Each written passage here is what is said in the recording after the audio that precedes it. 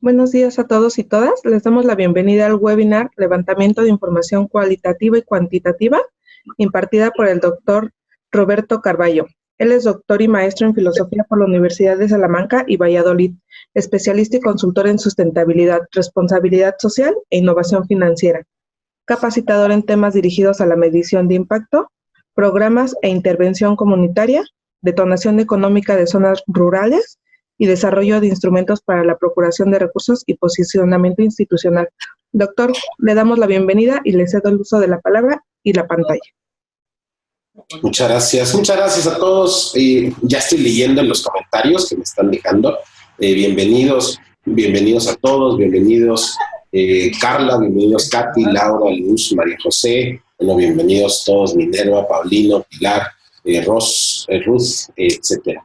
Estoy leyendo de las organizaciones de las que nos acompañan. Es un gusto poder pues brindar este taller donde vamos a hablar precisamente de otro de los dolores de cabeza de las organizaciones, el cual es el levantamiento de información. Para una buena toma de decisiones, no importa si es en relación a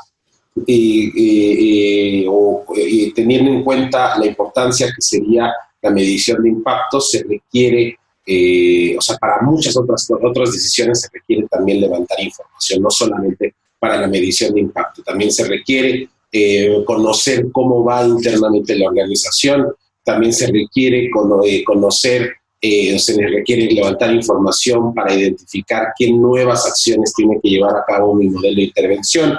Se requiere levantar información también para identificar próximas áreas en las que no solamente yo tengo que ajustar mi modelo de intervención, sino aquellas a las que me tengo que dirigir o me voy a dirigir próximamente a partir de una segunda fase en mi modelo de intervención. En fin, hay muchas razones de por qué la información tendríamos que tomar en cuenta, tenemos que tener en cuenta la gran importancia de levantar información, pero además tenemos que entender que es suficientemente compleja el levantamiento de la información, sobre todo cuando tenemos dos grandes barreras de las cuales vamos a hablar hoy. Una de ellas la primera barrera es ¿de dónde saco información?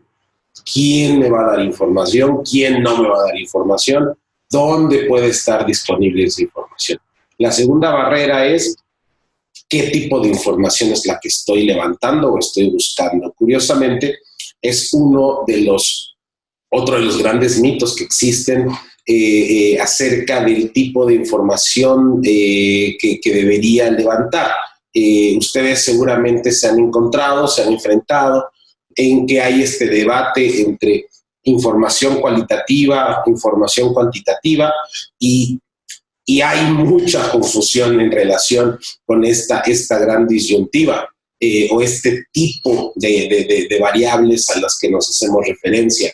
Normal, y no solamente es si es variable cualitativa o cuantitativa, sino vienen otros problemas en cuanto a los reactivos, su forma de levantar, y si eso va a determinar si es cualitativo o cuantitativo, o lo mismo si ya cuando procesamos las variables, si nos va a dar un indicador cualitativo o cuantitativo. Entonces, hay una serie de dudas que existen en relación con esta información, en relación no solamente a cómo la levantamos, sino qué intención tenemos de que sea dicha información al levantarla, es decir, cómo la vemos, cómo vemos esa información que obtendremos y para qué la vamos a utilizar. Normalmente olvidamos el para qué. Cuando estamos levantando información, pensamos que es importante hacer las cédulas, hacer las encuestas, hacer bases de datos, pero olvidamos que ese paso en realidad debería estar condicionado con una famosa pregunta: ¿para qué queremos hacer todo esto? Y resulta que si ajustamos el para qué, nuestra forma de captar información, les puedo asegurar, va a ser muy, muy, muy diferente. Bueno, sin más ni más, comenzamos con la sesión de hoy, en donde vamos a ver, voy a compartirles pantalla, Bueno, como lo comentó, no sé si alguien de ustedes ya ha venido a algunos talleres nuestros, ha participado en algunos talleres que hemos dado. Como dijo Ruth, bueno, soy Roberto Carballo y nosotros nos dedicamos precisamente al tema de medición de impacto. ¿Por qué? Bueno, entre otras cosas, pero sobre todo en medición de impacto, porque vemos que hay todavía muchos problemas o grandes, como llaman técnicamente más aceptable, grandes áreas de oportunidad que deberíamos mejorar. Fantástico. ¿Qué vamos a ver hoy? Hoy lo que vamos a ver es algo en realidad muy sencillo. Vamos a ver qué tenemos que tener en cuenta para ponernos a levantar información. Y ya que nos queremos poner a levantar información, ¿qué sigue? ¿Qué pasos debo seguir? Les voy a dar un par de tips.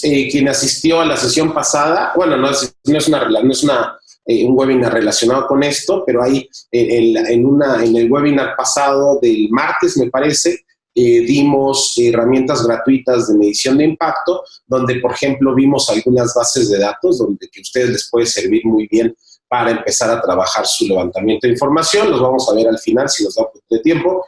Pero además, también vamos a ver bueno, si ya sé qué tengo que hacer, hacia dónde tengo que levantar.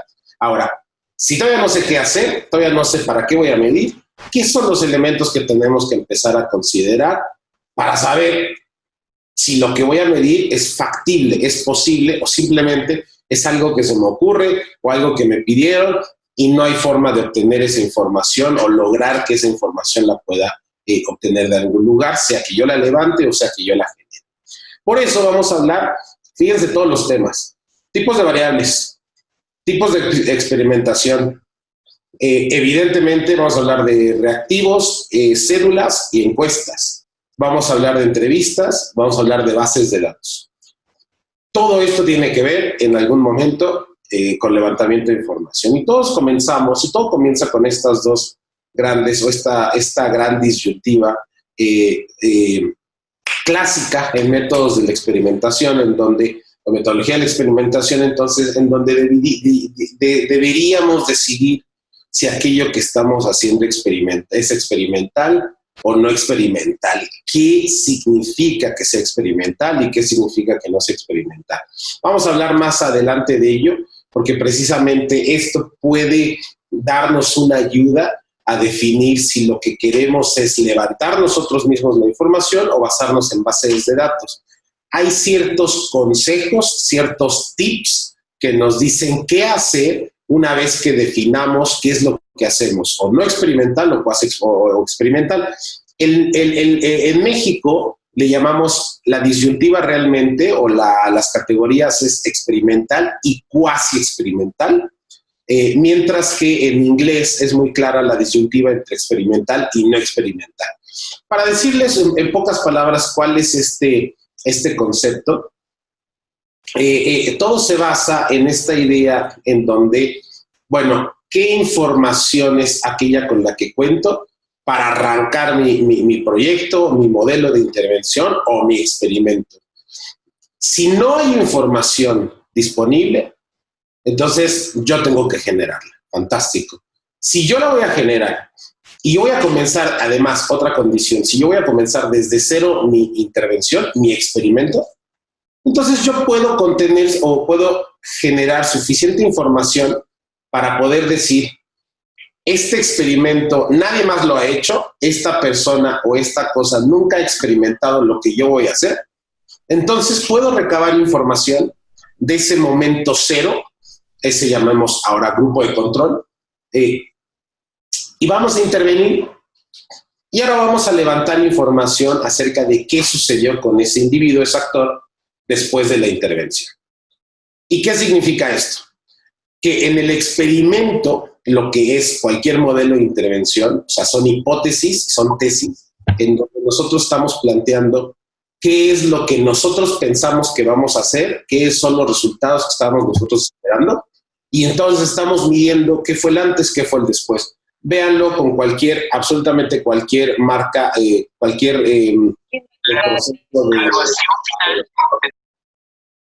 cualquier proceso, por ejemplo, médico. Lo vemos ahora con el COVID.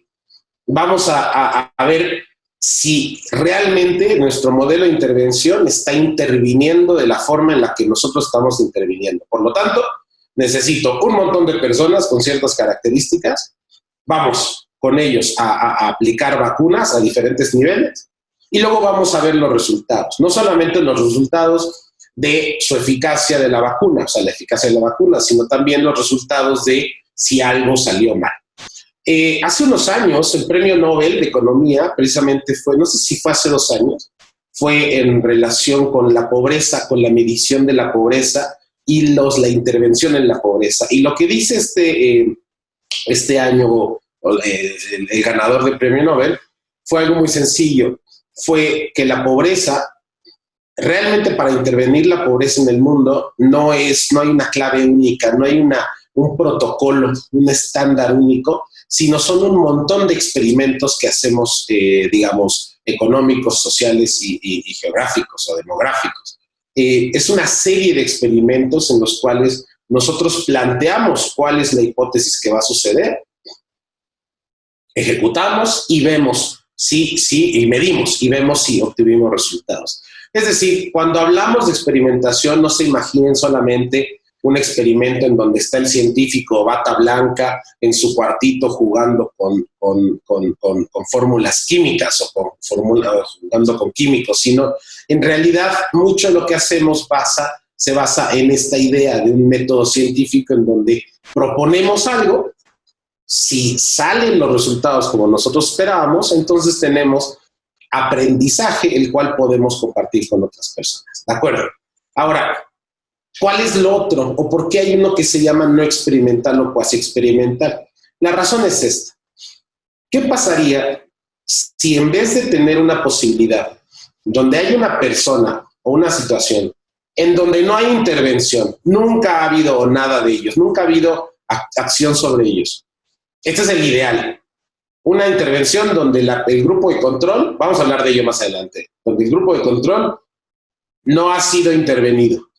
Intervenimos y podemos medir los resultados. Este es el ideal. Esto es puramente el método experimental.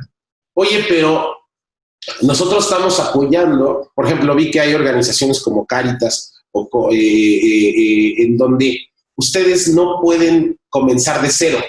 ¿Qué significa? Que sus organizaciones no pueden hoy mismo decir, momento, vamos a parar todo, vamos a hacer un experimento, y entonces todos los apoyos que estábamos dando antes se van a parar, porque lo que queremos medir es el resultado. Entonces paramos eso y recomenzamos. Oye, maestro, pues no, porque si paras, imagínate lo que produces. O otra intervención más sencilla, mejoramiento en mejoramiento educativo a través de nuevas técnicas pedagógicas. Oye, para yo medir lo experimental, pues quizá tengo que parar cualquier tipo de educación en los niños, luego implementar mis nuevas prácticas pedagógicas y ver si tuvieron resultados. Oye, maestro, pero pues no, los niños no se les puede dejar sin educación. Entonces, ¿qué hacemos? Lo que hacemos es una metodología llamada en español cuasi experimental, en inglés no experimental. ¿Qué significa esto? Bueno, como no podemos parar ahorita, no podemos decir, no tenemos grupos, digamos, de control sin intervención, y además no podemos salir al campo a levantar información, por ejemplo, a nivel nacional, o por ejemplo, a nivel, váyanse no nacional, váyanse aquí a Nezahualcóyotl, a Iztapalapa, que son creo que 2 millones de personas. O sea, yo quiero demostrar un resultado en la población de Iztapalapa. Híjole, pues entonces tengo que levantar información a 2 millones de personas y luego regresar. Bueno, y aunque sea una muestra representativa, pues aún así son, no sé, 10,000 personas y luego tengo que volver a medirlo. Pues no tengo el recurso para hacerlo. ¿Qué hago? Entonces hago una experimentación no experimental o cuasi experimental, son sinónimos, en donde lo que utilizo son bases de datos actuales, donde hay información suficiente que me permite decir, así estaban antes, esta es mi línea base. No quiere decir el antes, sino así estaban sin mí. Esta es la situación y ahora conmigo vamos a intervenir y ahora es un nuevo realidad. Entonces, primer punto que tenemos que aclarar cuando levantamos informaciones, ¿qué queremos hacer? ¿Qué queremos? ¿Cómo estamos midiendo cómo estamos haciendo nuestro experimento? ¿Podemos ir desde cero? ¿Parar? y además podemos levantar la información antes y después, porque tenemos recursos, porque es fácil, por mis razones, o no podemos parar y además no tenemos el recurso para levantar información. Ya tenemos una clave. Otra de las claves de las que vamos a ver son los proxies. De eso ya hablamos en medición. Bueno, eso se habla en diseño de indicadores, pero vamos a hablar brevemente de ello. El siguiente gran punto que tenemos que hablar cuando levantamos información es precisamente acerca de las variables. ¿Qué significan las variables? ¿Qué significan que sean cualitativas y qué significan que sean cuantitativas? Vale. Antes de entrar a eso, fíjense lo complicado que tenemos, que todos los temas que tenemos que tomar en cuenta cuando estamos levantando información. A mí ya me dijeron que tengo que levantar información a través de un experimento. Y yo lo que quiero preguntar a las personas es si son más felices o más tristes. Está bien, vamos a levantarlo. ¿Pero para qué? O sea, ¿para qué quieres saber si son más felices o más tristes? Y aquí es donde entra precisamente un tema de estadístico, en el cual tenemos que entender que vamos a levantar información con 3 objetivos muy concretos. Vamos a describir qué es lo que está sucediendo ahora y qué sucede, cuál es el fenómeno, qué requiere el fenómeno, cómo está sucediendo el fenómeno en el sentido descriptivo. Vamos a explicar el fenómeno, o sea, qué correlaciones hay, qué tiene que suceder para que suceda un fenómeno, para que emerja un fenómeno. Y también podemos levantar información para saber, al intervenir un fenómeno, qué sucedió, cómo resultó dicha intervención. Entonces, este es el segundo filtro. Vale, ya sabemos si es experimental o no experimental. Y ahora te pregunto, ¿para qué quieres levantar información? ¿Quieres describir lo que está sucediendo? ¿Quieres explicar lo que está sucediendo? ¿O quieres intervenir y a partir de la intervención quieres ver los resultados? Entonces, es importante para este nivel, aquí es donde ya entra en el tema de las variables, empezar a definir que para para saber qué es o qué tipo de información es la que vamos a levantar, pues tenemos que empezar ya a hablar. Hay un micrófono abierto, si me ayudan a cerrarlo, si son tan amables, muchas gracias. Y aquí es donde tenemos que preguntarnos precisamente esto. Bueno, ya me hablaste de variables. ¿Y qué son? Pues son esto que están viendo enfrente. Son aquellas cosas que reflejan las características que poseen los objetos o los individuos que queremos describir, explicar o intervenir. Es decir, aquello que queremos describir, explicar o intervenir no es que está sujeto a variables, pero tiene información expresada en variables. ¿Qué tipo de variables? Variables de 2 tipos. Variables cuantitativas y variables cualitativas.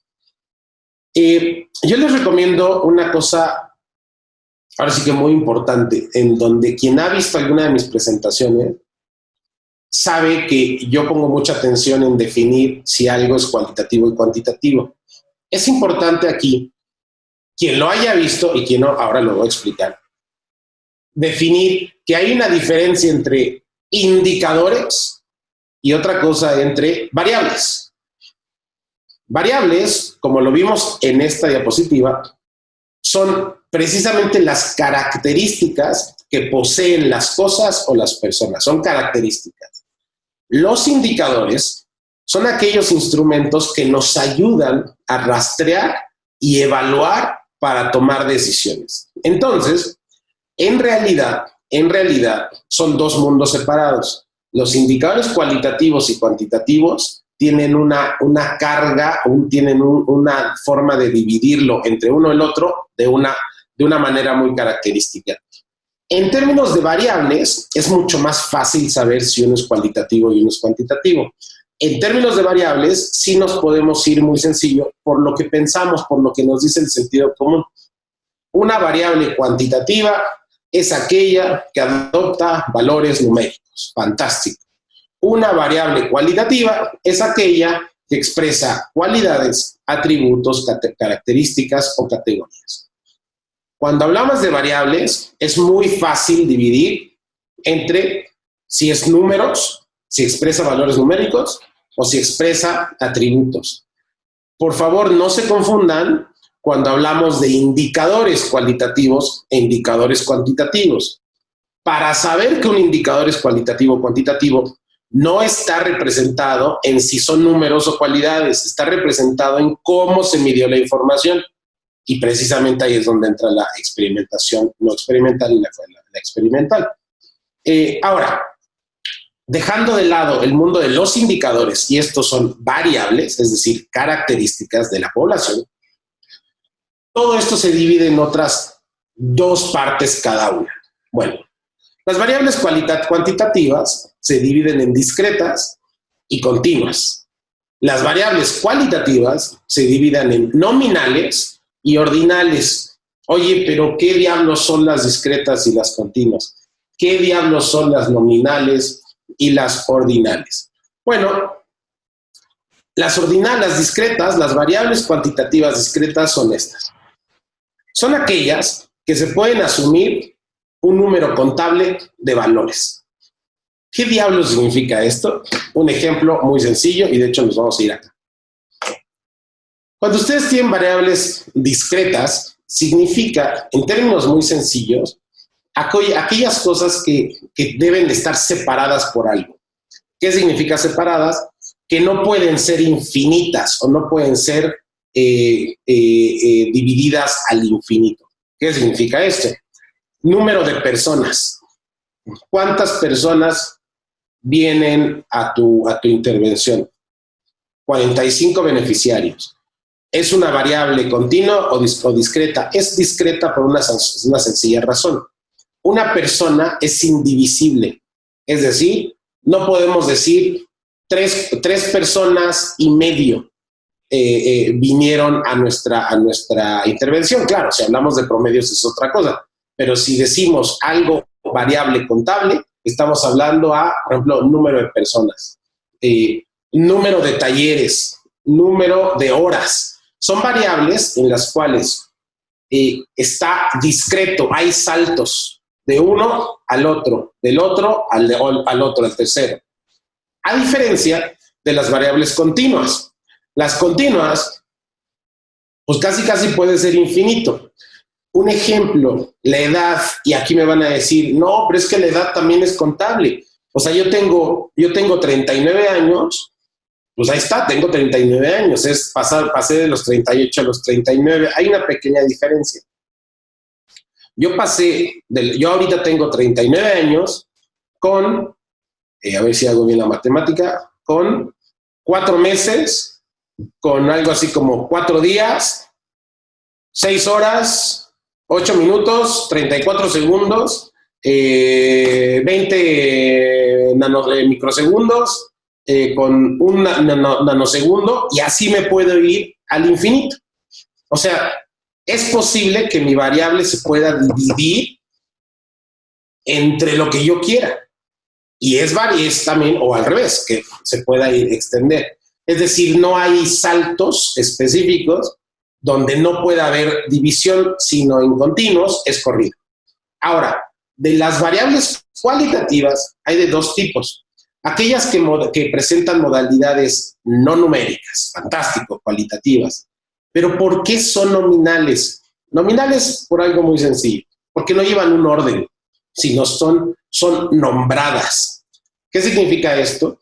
Que imagínense que yo estoy preguntando, ¿tu automóvil es grande o es pequeño? No, pues es grande. Vale. ¿Por qué puse grande antes que pequeño? ¿Hay una relación? ¿Hay un orden de qué es lo que tiene que ser grande o pequeño? O vean, es un ejemplo más sencillo. ¿Tu casa es bonita o es fea?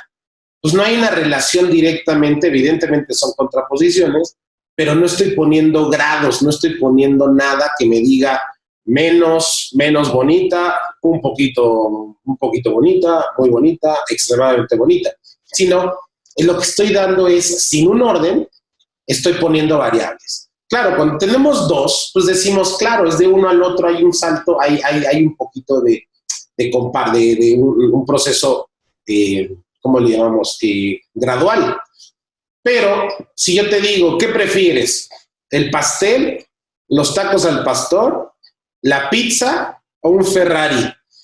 Bueno, pues ahí sí no tiene nada que ver, pero siguen siendo variables cualitativas. Bueno, un poquito mejor. ¿Qué prefieres? ¿Un pastel delicioso, un Ferrari de segunda mano, unos tacos al pastor originales de aquí, de la taquería más famosa, o, no sé, un diamante Tiffany?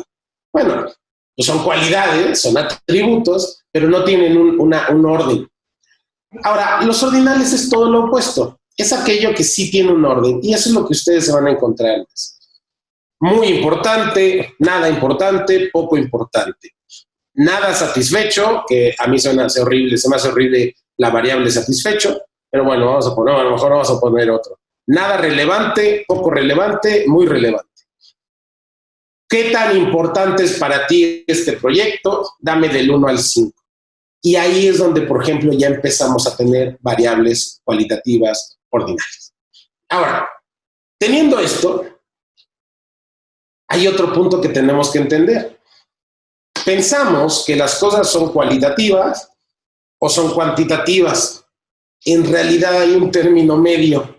¿Y qué significa? Son variables convertidas o convertibles. ¿Qué significa esto? Que las cuantitativas, si hacemos un proceso, las podemos hacer cualitativas. Y si son cualitativas, las podemos hacer a través de un proceso, las hacemos cuantitativas. Vamos a hablar de ello en unos minutos.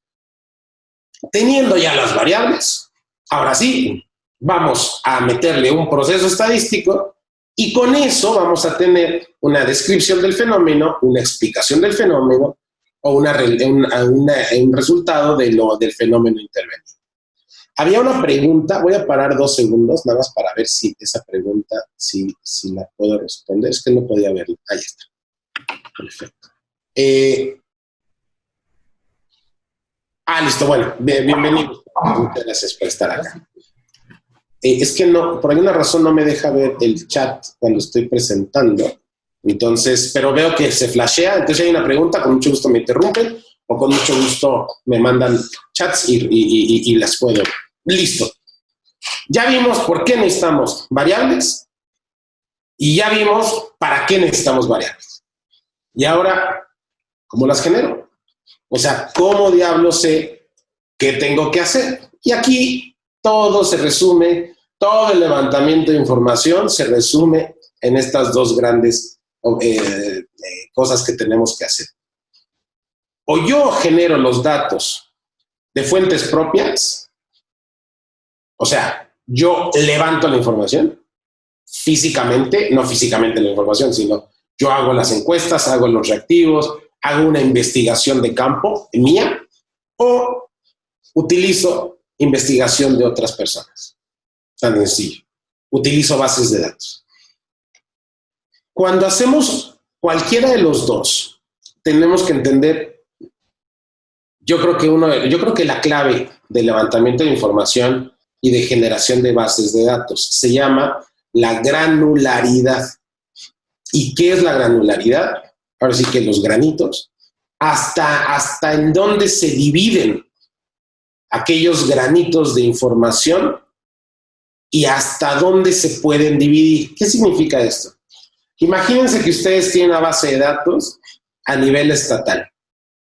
A nivel estatal, mejor aún, tienen una base de datos a nivel mundial, es decir, tienen promedios de México, tienen promedios de Estados Unidos, de Nicaragua y de Honduras. Pero su estudio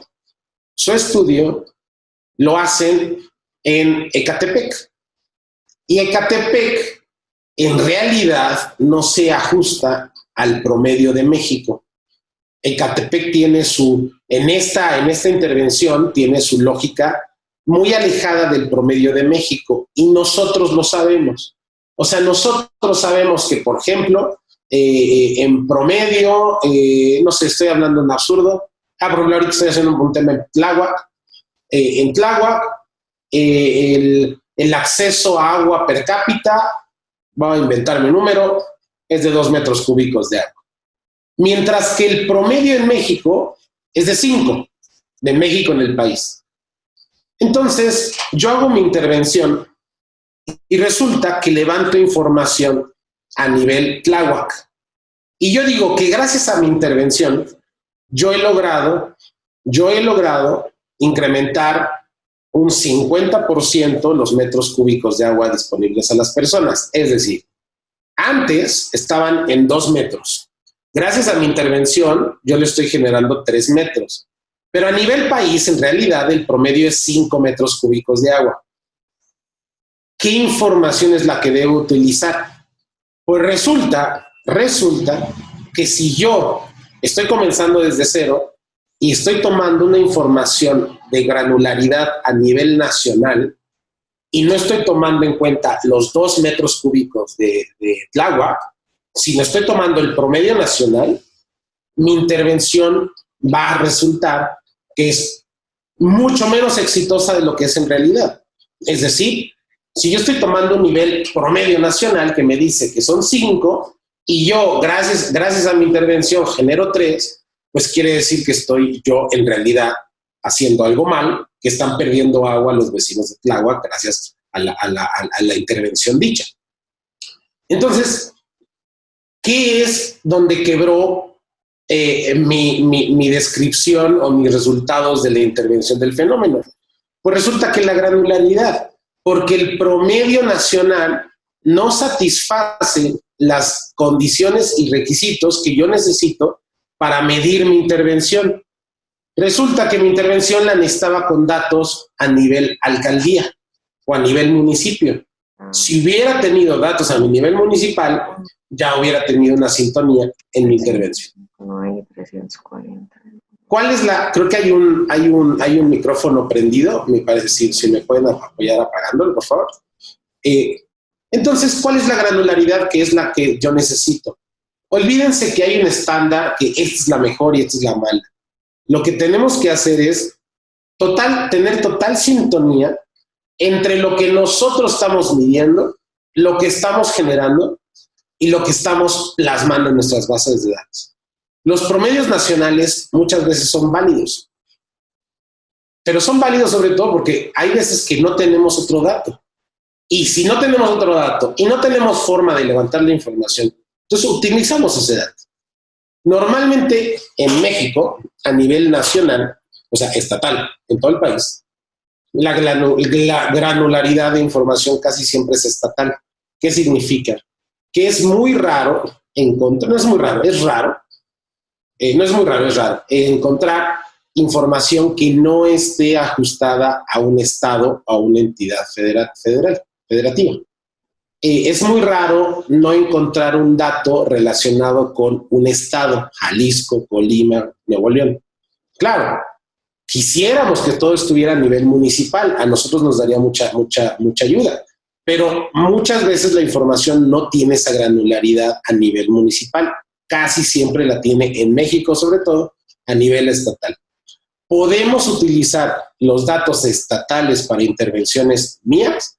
Claro que sí. Nada más tenemos que entender precisamente y saber cómo estamos mezclando esa información, la mía a nivel local y la granularidad a nivel estatal. Y aquí es donde entran los procesos. La granularidad significa esto. Significa que ustedes están haciendo una base de datos.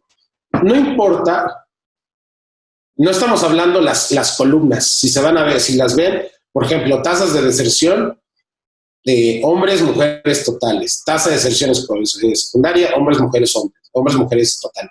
Tasa de deserción media superior, hombres, mujeres total. En este caso, la granularidad la tenemos a través de estados. Esto es una base de datos. Pero podemos ir más allá. O sea, no porque sean temas diferentes, no pueden ir mezclados en una sola matriz.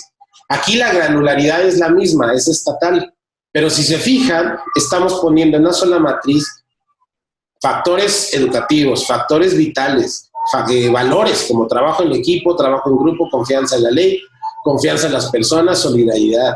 Estamos tomando en cuenta nivel de marginalidad, sexo, edad, tamaño de familia, gastos en pesos, gastos en transporte, gastos en comunicaciones, gastos en educación, libros de esparcimiento leídos, zonas arqueológicas, museos, bibliotecas, cines, teatros. Es decir, fíjense en un dato específico. En el último año asistió al menos una vez a la biblioteca. Son datos que lo que está haciendo que todos vayan de la mano es algo muy sencillo, que es la granularidad de irnos a nivel estatal. Es decir, si coincidimos en que lo tenemos a nivel estatal, ya podemos empezar a generar nuevas categorías para nuestras variables. Ahora, vamos de regreso a las experimentaciones. ¿Qué es lo que estamos haciendo? O experimental o cuasi experimental. Yo en realidad creo que cuando hablamos de levantamiento de información hablamos de un modelo híbrido, en donde no todo necesariamente tiene que ser experimentación. Hablamos de modelos de intervención. No todo necesariamente tiene que ser cuasi experimental. En realidad podemos mezclar. ¿Y qué necesitamos para mezclar? Bueno, si vamos a hacer una no experimental, regreso, la no experimental es aquella que no podemos detener la intervención. Y dos, no tenemos la suficiente capacidad o recursos para levantar la información desde cero, para la línea base. Es decir, queremos analizar a nivel nacional, pues espérate hasta que haya yo hecho toda una encuesta, un censo nacional, pues va a tardar. Entonces, si ahorita no, utilizamos el censo realizado con anterioridad, o el precenso, bueno, el censo intercenso. ¿Y qué necesitamos tener en cuenta? Bueno, si no es experimental, es cuasi experimental, fíjense, tenemos que ver para qué es lo que estamos haciendo. ¿Cuál es el objetivo de lo que estamos haciendo? Vamos a prototipar indicadores, vamos a generar los componentes de los indicadores, vamos a ver la factibilidad de los indicadores, vamos a ver su granularidad, vamos a redefinir otra vez el indicador, vamos a buscar bases de datos conforme granularidad y proxies y vamos a definir ponderadores de pesos específicos. Oye, pero si es experimental es más fácil, pues no tanto, porque si es experimental, lo que tengo que saber es qué momentos en tu levantamiento de información estás tomando en cuenta, si es línea base, si es un momento al final de tu intervención, si es a la mitad, si es a 3/4, si es a un día, si es un año, etcétera. Tienes que conocer cómo generar reactivos, tienes que conocer cómo mezclarlos en cédulas de encuestas, o tienes que tener una gran formación en entrevistas. Es todo un mundo hacer entrevistas, quien las haya hecho sabe lo difícil que son. Tienes que hacer ponderaciones, tienes que generar las bases de datos, tienes que procesar la información y eventualmente tienes que comunicar. Ahora, no importa si es uno o el otro, vamos a pensar en dos tipos de evaluación para ustedes. Una, le llamamos una evaluación de una intervención ex ante. ¿Qué significa? Antes de comenzar, vamos a proyectar qué pasa. Entonces, tendríamos un inicio, tendríamos un final. Hasta aquí, todo muy claro. Ahí está. Cuando tenemos un inicio y un final, y en medio tenemos la intervención, lo que tenemos son dos cosas prioritarias. Tenemos un grupo de control, es decir, alguien que no ha comido papas Sabritas, y tenemos un grupo de tratamiento, alguien que comió papas Sabritas y no puede comer solo una. Alguien que le gustaron los chetos, alguien que nunca ha comido chetos verdes, grupo de control, y grupo de tratamiento, alguien que ya ha comido chetos verdes y me va a decir qué piensa. Grupos de control, grupos de tratamiento.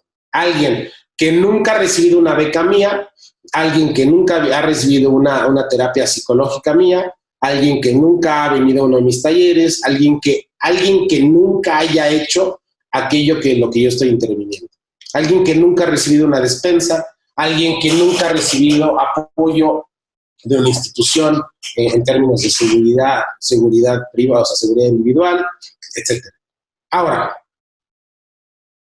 ¿qué significa que tenemos grupo de control y grupo de tratamiento? Pues que tenemos un inicio, tenemos un final. Pero cuando hacemos nuestras intervenciones, en realidad también tenemos pasos intermedios. Tenemos una intervención, imagínense que ustedes están haciendo una intervención de educación donde quieren ver los resultados de que gracias a su apoyo en educación van a mejorar, van a ver, van a lograr hacer seres humanos más dignos, por ejemplo. O van a lograr que tengan los jóvenes que salgan de ustedes, o sea, de sus organizaciones, tengan mejores empleos. Oye, pero pues los chavos están en primaria, ¿hasta cuándo me tengo que esperar para ver los resultados? ¿Son 20 años? Pues sí, tu grupo de tratamiento final es a 20 años. Pero tú puedes tener grupos de tratamiento intermedios. ¿Qué significa? Tu grupo de control comienza, es decir, no tiene intervención, y tú puedes medir al año, puedes medir al año. Oye, ¿puedes medir al mes? Puedes medir al mes. Oye, ¿puedo medir diario? Puedes medir diario. ¿Quién lo decide? Ustedes. Ustedes deciden precisamente en dónde están haciendo sus evaluaciones y cuáles son los puntos no de control, sino puntos de comparación. ¿Cómo comienzo? Pueden decir, este es mi grupo de tratamiento de cómo va, y pueden decir, este es mi grupo de tratamiento final. Ahora, si ustedes ya comenzaron, ¿qué tienen que hacer? Pues resulta que si ustedes ya están ahorita operando, no levantaron información cuando comenzaron su intervención. Es decir, no les preguntaron a todos, oye, ¿y tú crees que sería buena una ponderación como la que vamos a hacer? Perdón, un levantamiento. ¿O tú crees, me puedes haber respondido esta encuesta hace 3 años que comenzamos? No, pues ya no existe. Peor cuando digamos, respóndeme la encuesta como si no hubieras sido intervenido hace 3 años. Bueno, ese es otro tema. Entonces, ¿qué hacemos? Pues resulta que hay varias soluciones. Una de ellas es, no puedo ir al pasado, pero sí puedo ir a grupos de población que tienen ciertas características a las que yo tuve con mi grupo de población hace 3 años. Es decir, tenemos una hora, un pasado reflejado en el ahora. Y véanlo de una forma muy sencilla. ¿Cómo medimos si mi beca está ayudando a los niños que están entrando en primero de primaria y están saliendo en sexto de primaria? Y vamos a imaginar que estamos midiendo deserción escolar a través, o reducción de cambio porcentual en la deserción escolar de niños de primaria, gracias a un incentivo de 1,000 pesos mensuales, por ejemplo, en población tal. Entonces, oye, pues es que yo ya vamos en el 5º año, ya no medí hace 5 años. Pero ¿qué crees? La educación es constante, es decir, así como ahorita vas en el 5º año, te puedo asegurar que ahorita hay población que está entrando en el 1er año de primaria, en alguna carrera, en alguna escuela. Y tiene, ahí viene lo difícil, tenemos que encontrar que tenga la granularidad, pero 2, las características, los atributos similares o iguales a la población en la que yo atendí originalmente. Entonces tenemos una hora, estamos generando nosotros nuestro mismo grupo de control pasado. O sea, desde ahora estamos diciendo, no puedo ir al pasado, pero voy a encontrar algo que es muy similar a ese grupo en el pasado y lo estoy definiendo desde ahora.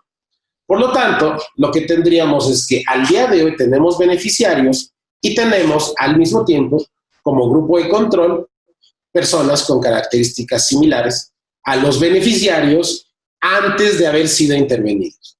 ¿De acuerdo? Es decir, podemos arrancar sin intervención, medimos grupo de control, que es lo que llamamos línea base, es decir, con aquello con lo que estamos comparando los resultados, por eso controlas tus resultados, y en este estás haciendo el tratamiento, por eso se llama grupo de tratamiento o intervención. Oye, pero si ya arranqué, no te preocupes. Entonces, si ya arrancaste y lo mides ahora, ese es tu grupo de tratamiento. Y entonces lo que tenemos que encontrar es un grupo de control que tenga las mismas características de lo que tuvo tu grupo de tratamiento antes de tu intervención. Por favor, si queda alguna duda, así que no duden en hacérmela saber. Luego estos términos son un poquito técnicos. He tratado de hacerlo lo más sencillo del mundo, pero por favor, prefiero que ahorita, si tienen dudas, me las hagan llegar y con mucho gusto las vamos respondiendo antes de ya entrar, digamos, allá a la generación de los activos. Doctor, pregunta María José Tejero. Te lo agradezco, dímela. ¿Se puede generar un estimado tomando datos nacionales para datos locales? Se puede hacer, pero tienen que tener mucho cuidado. Es muy fácil equivocarse. Es muy fácil equivocarse tomando nacionales con datos locales. Sobre todo, si vemos cosas normales, o sea, si hay comportamientos, no sé cuál es la ciudad más segura de México o el municipio más seguro de México, o al revés, no sé cuál es el más inseguro. Estoy pensando, por ejemplo, si imagínense que nosotros hacemos nuestra intervención, por ejemplo, de temas de violencia de género o feminicidios. Y lo estamos haciendo dentro de la ciudad más segura de México. No relacionado con el feminicidio, simplemente es la más segura de México, donde menos hay asaltos, donde menos hay nada. Resulta que nuestro nivel nacional nos puede golpetear o nos puede golpear a nuestro grupo de control, nuestro grupo de control sería el nivel nacional, pero ese nos puede golpear a nuestro grupo de tratamiento si en realidad no están de la mano. O sea, si yo estoy mejor como por ejemplo, ciudad, que a nivel nacional, en otras cosas que tienen algo que ver, pero no es directamente lo que estoy midiendo. Entonces, tienen que tener mucho cuidado en qué es, no solamente en dónde estar tomando la información, sino estar seguros que la información de donde la están tomando tiene total relevancia y pertinencia con su grupo de tratamiento. Educación, deserción escolar. Deserción escolar es un buen ejemplo. Yo creo que deserción escolar a nivel nacional ha de ser bastante uniforme, sobre todo yo creo que hay una gran diferencia en términos de datos cambios, porcentajes en escuelas privadas, escuelas públicas a nivel nacional. Pero si mi intervención es en escuela privada y estoy comparando deserción escolar a nivel nacional en escuelas privadas, yo creo que es válido. Pero lo peor que podemos hacer es, yo estoy midiendo mi deserción escolar localmente en escuelas públicas y la estoy comparando con deserción escolar a nivel privado a nivel nacional. O sea, no hacen, como dicen, match, como dicen en inglés. Otra pregunta. Entonces, sí lo pueden hacer, tengan mucho cuidado. Es muy fácil equivocarse y es muy fácil que los resultados no muestren lo que ustedes quieran, y es muy fácil también levantar la sospecha. O sea, que alguien diga, sí, pero estás tomando el nivel nacional. Oye, estás midiendo feminicidios, estás en Tijuana, pero pues, estás tomando el nivel nacional de Querétaro. Pues quizá, el nivel nacional, pero dije una tontería. Estás tomando el nivel nacional, pero pues tú estás midiendo tu intervención en Tijuana.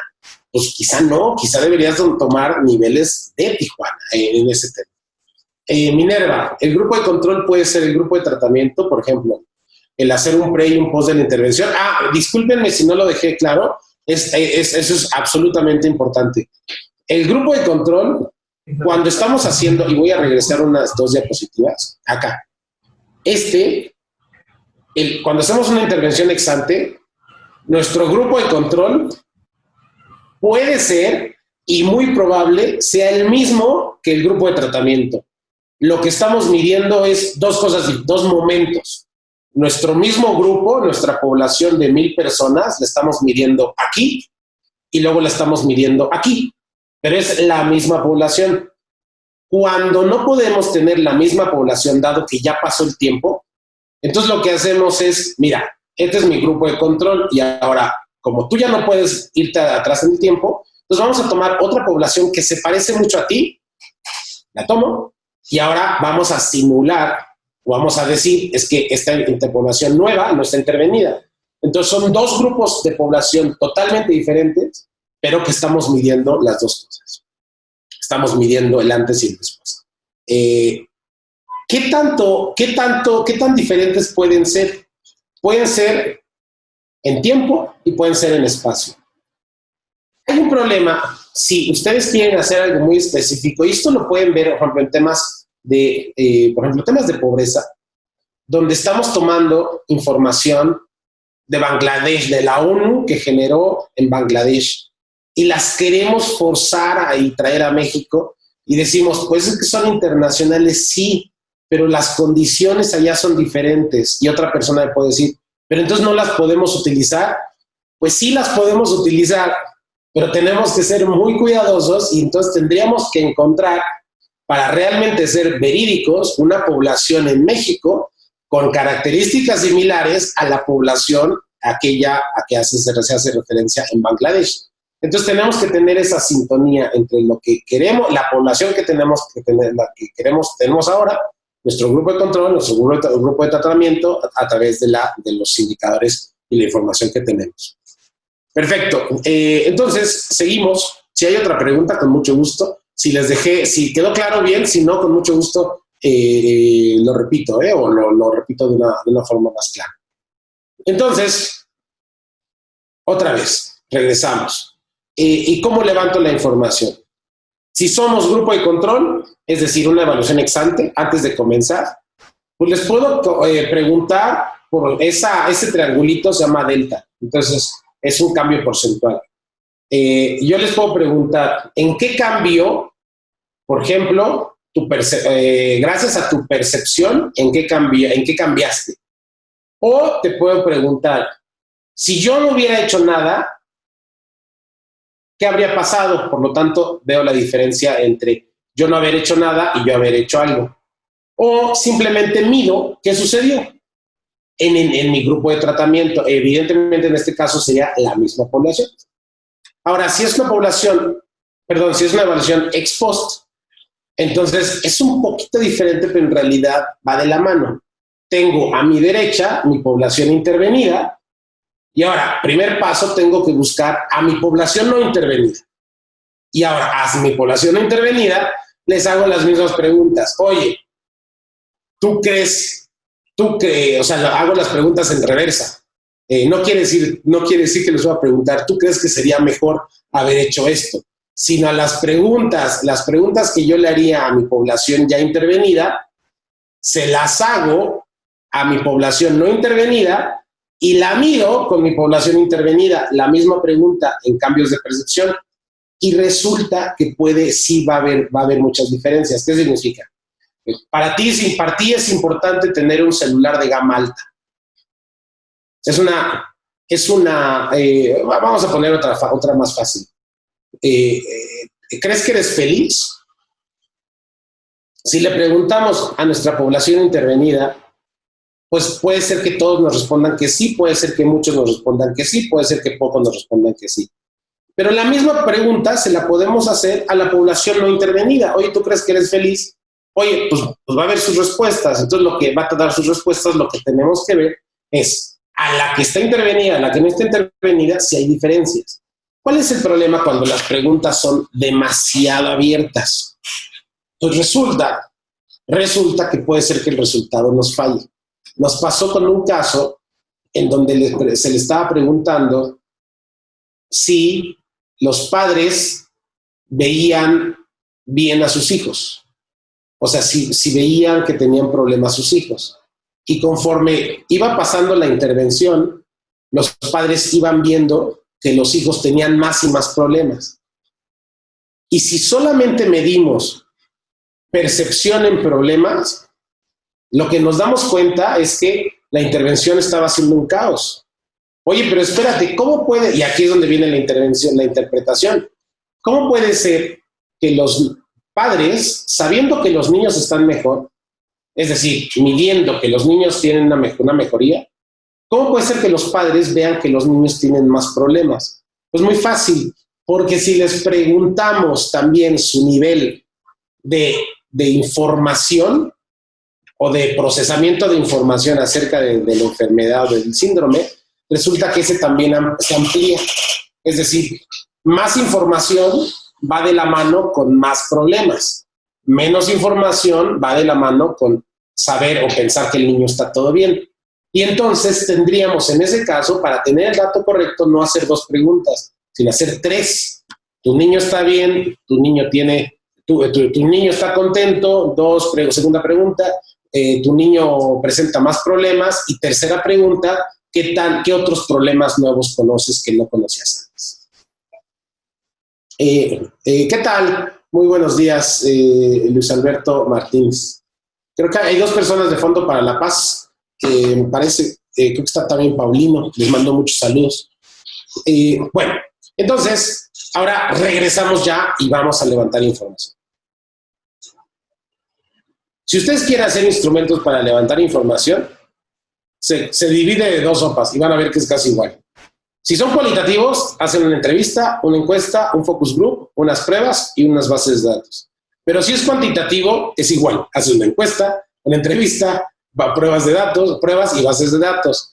Las cuantitativas, es raro ver focus groups con cuantitativas. Es posible, no me gustaría confundirlos, me gustaría que les quede esa idea de que si están tomando focus groups, es decir, si están preguntándole a 10 personas qué es lo que ellos piensan, casi siempre, quiero ser muy cuidadoso, no siempre, pero es muy probable que sean variables cualitativas las que están levantando, indicadores cualitativos los que están levantando, no cuantitativos. Cuando ustedes están haciendo un levantamiento de información, una encuesta, estos son los puntos que tienen que tomar en cuenta casi sí o sí. Vamos a generar reactivos. Yo les recomiendo, esto es como yo les recomiendo, hagan dimensiones o le llaman verticales. Ya se imaginarán, vamos a medir la seguridad, o más bien, el nivel educativo en los niños, y además otra es una dimensión, y la segunda dimensión es el aprovechamiento de la educación en sus hogares, ¿no? A través de cuántas horas pasan con los papás. No necesariamente tienen que ir de la mano las preguntas en el hogar a las preguntas en la escuela. Eso es un sentido común. Lo que yo les recomiendo precisamente es eso, es hacer la diferencia, empezar a hacer dimensiones o alcances o verticales, como le quieran llamar. Es decir, grupos de información. Este grupo va a tener 5 reactivos, y ya no podemos volver a preguntar información de esto en otras dimensiones, en otros grupos. Es decir, si le preguntamos cuántos focos hay en tu casa, eso normalmente tiene que ver con indicadores económicos. Vale, pues ya no podemos otra vez volverle a preguntar la misma pregunta en una dimensión donde queremos saber, no sé, si son felices, dado que tienen luz en su casa. Pues no, ya lo preguntaste y ya lo enclaustraste dentro de una dimensión. Les voy a explicar por qué. Teniendo dimensiones, lo que hacen son ponderaciones. ¿Por qué queremos hacer ponderaciones? Miren, esto se los cuento de la manera más personal, es decir, ustedes pueden hacerlo como gusten, cada quien habla de esto como le va en la feria. Y en mi caso particular, es horrible trabajar con preguntas abiertas en encuestas. Es horrible, es lo peor que te puede pasar. Yo ahorita les comenté la vez pasada, tengo 250 encuestas que no he podido procesar, porque son respuestas abiertas, y son como 40 preguntas y muchas de ellas son abiertas. ¿Qué significa? Que aunque los procese dentro de un Excel, si les pregunto, dime cómo te sientes, y la persona me responde un párrafo, entonces, híjoles, ahora tengo que evaluar qué me dijo en el párrafo. Pero 250 veces más tengo que hacer el mismo ejercicio. Yo les recomiendo para cosas, entrevistas particulares, sobre todo entrevistas de clínica, evidentemente preguntas abiertas para entrevistas son mucho mejores. Para encuestas, yo les recomendaría siempre cerrar las reactivos, las preguntas, cerrarlas, dar opciones. Es una recomendación, dar opciones. ¿Por qué? Porque esas opciones es muy fácil ponderarlas. Si me dijo que la gente prefiere un celular de gama alta, a eso le voy a dar una ponderación de 3 puntos. Si me dijo que quiere de gama media, eso le doy 2 puntos. Si quiere una gama 1, gama baja, le voy a dar 1 punto. Puedo ponderar desde que estoy generando los reactivos. Una mezcla de reactivos, yo creo que mezclada, o sea, agrupada en dimensiones ponderadas, las puedo pasar en una cédula, es decir, una hoja, es una encuesta. Una cédula es el nombre técnico de una encuesta. Y luego levanto la información, genero bases de datos y lo mando a resultados. ¿En dónde se van a encontrar problemas? En todas estas nubes. Es muy fácil que ustedes hagan los reactivos, es relativamente fácil. Es muy difícil que hagan correctamente, los agrupen en las dimensiones. Se van a equivocar, les puedo asegurar, en las ponderaciones y en la base de datos y en los resultados. Lo que hacemos como organizaciones, sabemos reactivos, las metemos todas en una cédula, en una encuesta y las mandamos a levantar información. Oye, pero ¿de qué te sirve? O sea, ¿para qué sirve esa información que estás levantando si no la tienes? O sea, ¿de qué te sirve? Ya sabes para qué te sirve, vale. Y ahora, ¿por qué no la hiciste de una forma más organizada, dado que pues, es importante para tomar tus decisiones?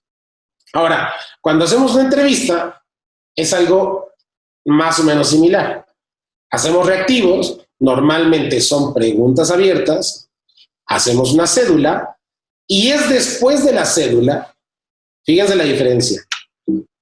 En encuestas, hacemos un sistema de ponderaciones, es decir, una ponderación es cualquier ponderación de examen. Si sacaste 10, aprobaste. Si sacaste 5, no aprobaste. Es una ponderación. 10 es mejor que 5. Ahora, cuando hacemos entrevistas, la parametrización o las ponderaciones van después. Es decir, son preguntas abiertas, hago mi cédula, teniendo los resultados, parametrizo, es decir, hago parámetros. Si me dijo esto, es esto. Si me dijo esto otro, es esto otro. Meto en bases de datos y meto resultados y proceso. ¿Dónde va a haber problemas? Les puedo asegurar que se van a encontrar problemas en parametrización, en la generación de la base de datos y en la interpretación de los resultados. Cuando hacemos bases de datos, aquí viene otro de los vienen los componentes. Primero tengo que ver la granularidad de las bases de datos, de la información. Después, tengo que ser muy creativo en donde estoy buscando. Es que nos dicen que INEGI, sí, pero INEGI tiene un montón de bases de datos y cada base de datos para cosas diferentes. Oye, pero además de INEGI hay un montón. El INCO, el World Resources Institute, ahora la Agenda 2030 integró a los de INEGI. Hay la CONAPO, Bienestar, Educación, Salud, Semarnat. Cada quien tiene sus bases de datos. Súmenle las bases de datos, por ejemplo, de estudios de mercado. Hay una que se llama Market. Ahora no tengo el dato, a ver si me acuerdo. Yo necesitaba un dato de una población en Tláhuac, pues no la encontré a nivel nacional, la encontré en una empresa que hace estudios de mercado. Perfecto. Esa creatividad de decir dónde está ese dato que necesito, no es solamente experiencia de saber en dónde está la información. Nadie nace con esa experiencia, nadie. Pero si tú estás viendo, si tú quieres un dato de población y tú dices población con APO, ya hay un tic. Pero si además tú sabes que cada vez que buscas algo de marginación o marginalidad, nivel de marginalidad o de situación de vulnerabilidad, de marginación, y te sale un estudio de CONAPO, entonces tú empiezas a hacer estas matches en donde tú sabes. Tú tienes esa experiencia que dices, alguien te dice marginación, tú dices, ya sé, esa la voy a tener en CONAPO. O alguien te dice empleo, ya sé, esa la voy a tener en el no sé si ahorita en el NOE, estoy diciendo una barbaridad, pero de INEGI. Oye, necesitas algo de productividad y competencia en las empresas. pues no te preocupes de esas. Ya en algún momento buscaste y te salió que el INCO. Fantástico. Entonces vuelves a buscar en INCO. Lo que haces es, la creatividad es buscar, encontrar cómo se vería esa base de datos, encontrarla, y poco a poco van generando ustedes sus sitios confiables donde van a acceder a esa información. Luego viene la consolidación de la información. ¿Cómo lo consolido? Y aquí vamos a hablar de los proxies, vamos a tomarlo un poquito más adelante. ¿Cómo lo estandarizo? Y ahora, ¿cómo mido mis resultados de impacto? Veo que todavía no hay preguntas. Con mucho gusto, si hay preguntas, me lo dicen. Ahora, tengo que hacerme esta pregunta. ¿Qué quiero medir? Y si es posible medirlo. Si esas bases te arrojan información, hay una pregunta de Sonia. Si esas bases te arrojan información a nivel estatal, pero tú estás trabajando a nivel municipal, ¿cómo puedes adecuar la información para que te sea de utilidad? No, la información no la puedes tocar, la información es estatal. Lo que entonces tienes que medir, tienes que tocar o tienes que cambiar es tu indicador o es tu variable. O sea, si tú estás, fíjense algo tan sencillo. Impacto, si yo digo impacto, cambio porcentual en empleabilidad gracias a mi modelo de intervención. Y yo estoy utilizando datos nacionales y yo estoy atacando empleabilidad en la colonia Cuauhtémoc. Pero no lo estoy diciendo en mi indicador. En mi indicador es cambio porcentual de empleabilidad en México. Oye, ¿qué datos estás utilizando? No, pues nacional. Ah, bueno. Oye, ¿pero dónde estás interviniendo? No, pues en Cuauhtémoc. Oye, pero pues me estás diciendo que es un cambio porcentual en toda la empleabilidad. ¿Por qué no me dijiste en Cuauhtémoc? Tienes razón. Cambio porcentual en empleabilidad en la población de Colonia Cuauhtémoc de México.